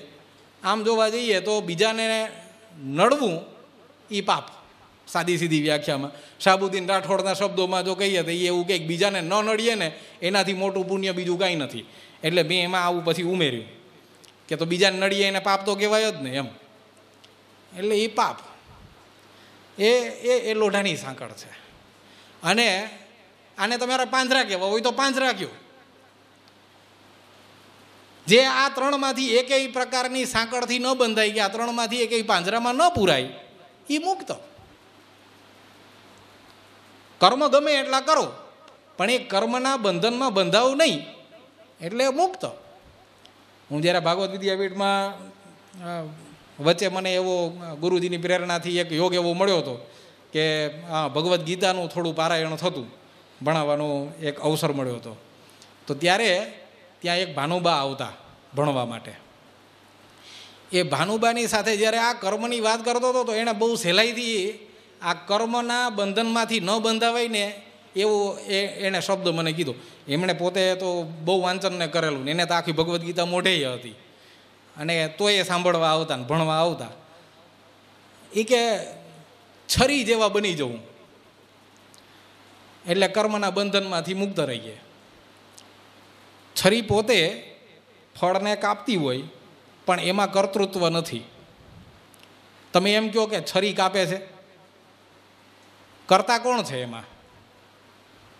એ કાપનાર કોણ છે? માણસ છે ને. જેના હાથમાં છરી છે એ એકલી છરી કંઈ પેલાને કાપવાનું જવા નથી. કે બસ આવું એમ તો કર્મનું બંધન ના લાગે. એટલે તમે હરિના હાથો બનીને બસ નિમિત્ત માત્રમ ભવસવ્ય સાચીન આવું બની જાઓ એટલે બસ એ વેદાંતની ભાષા થાય. અને આ ગૃહસ્થની ભાષા છે, બહુ સહેલી ભાષામાં એમ કે બસ આવું બની જવું એટલે બંધનમાં ના આવીએ તો કર્મના બંધનમાંથી મુક્ત રહી શકાય. કર્મ કરવું જરૂરી છે, કર્મ થવાનું જ છે. તમે નહીં ઈચ્છો તોય થશે, શ્વાસ લ્યો તોય કર્મ થશે, પ્રાણાયામ કરશો તોય કર્મ થશે, હાવ નહીં લ્યો તોય વિચાર તો ચાલુ જ હશે ને, કર્મ તો કેવા છે. એટલે કર્મમાંથી તો મુક્ત રહી શકાતું જ નથી. પણ ત્યારે આ એક રસ્તો છે, એની વાત છે. એ જેવા કર્મ કરીએ એવા બંધનમાં બંધાઈએ. તો એમાં જે અકર્મ કર્યા હોય તો એનાથી બાંધનારા એ આ 27 નર્ક છે. હું એની કથા તમને કહેવાનો નથી. એમાંથી અહીંયા 21ની વાત કરેલી છે. આ 21 જે નર્ક છે એ નર્કને ભગવાનના ચરણોમાં અર્પણ કરી અને ભગવાનને એવી પ્રાર્થના કરીએ કે અમને ક્યારેય આ નર્ક બાજુ ના લઈ જતા અને આપણા ચરણોમાં એવું સાનિધ્ય આપજો કે જેના થકી અમે મુક્તિ પ્રાપ્ત કરીએ, એટલે કર્મબંધનથી મુક્ત રહી શકીએ. આના પછીના ભાગની અંદર કોણે કેવા પ્રકારનું આચરણ કરવું જોઈએ એની વાત, એટલે કે આ નર્કની વાત કરતાં કરતાં જે થોડો ભાગ એવો કહેવા જેવો લાગે છે એટલું કહીને હું વિરામ લઉં. અહીંયા 44મા શ્લોકથી 65મા પાને, એટલે કે 12મા અધ્યાયના 44મા શ્લોકથી કોણ કેમાં શ્રેષ્ઠ એનું એક આખું લિસ્ટ આપ્યું છે. અને એ 44મા શ્લોકથી શરૂ કરી અને છેટ જાય 55મા શ્લોક સુધી જાય. અને એમાં કહ્યું કે વૈતરણી છે એ નરકની અંદર પ્રધાના, વૈતરણી છે એ નરકોની અંદર પ્રધાન નરક છે. પણ આ જે પાપ કર્મ છે એ પાપ કર્મોની અંદર કયું પાપ સૌથી શ્રેષ્ઠ છે એની પણ વાત કરે. એટલે કે સૌથી અધમમાં અધમ કૃત્ય કયું એની વાત એના પછીના શ્લોકમાં કીધી છે. અને એ ખાસ આપણે જાણી લેવી જોઈએ, એટલે કમસે કમ એનાથી બચી જાય. પાપી યસામ તદ્વદિહ કૃતઘ્ન સર્વેષુ પાપેષુ નિશાચરેન્દ્ર બ્રહ્મગ્ન ગોઘ્નાદિષુ નિષ્કૃતિર્હિ વિદ્યેત નૈવાસ્યતુ દુષ્ટચારિણ ન નિષ્કૃતિશ્ચાસ્તિ કૃતઘ્ન વૃત્તે. કેની? કૃતઘ્ન વૃત્તે. વિશ્વાસઘાતકાનામ તુ નિષ્કૃતિર્નાસ્તિ કુત્રચિત. બ્રહ્મહત્યાદિ પાપાનામ કથનચિત નિષ્કૃતિર ભવેત. જેમ કપાલી બન્યા, બ્રહ્મહત્યાના પાપી બન્યા, છતાં શિવને એમાંથી મુક્તિ મળેલી, પણ કૃતઘ્નને ક્યારેય કોઈ રીતે પણ નિષ્કૃતિ એટલે કે પ્રાયશ્ચિત થઈ શકતું નથી. તો આપણે ક્યારેય પણ વિશ્વાસઘાતી બનીએ નહીં. કોઈ આપણા ઉપર ઉપકાર કરે એનો જો આપણે પ્રત્યુપકાર ન કરી શકીએ તો કંઈ નહીં, પણ કૃતઘ્ન બનીને એના અપકાર તો ન જ કરવો. અને આ સૌથી મોટો સદાચાર છે.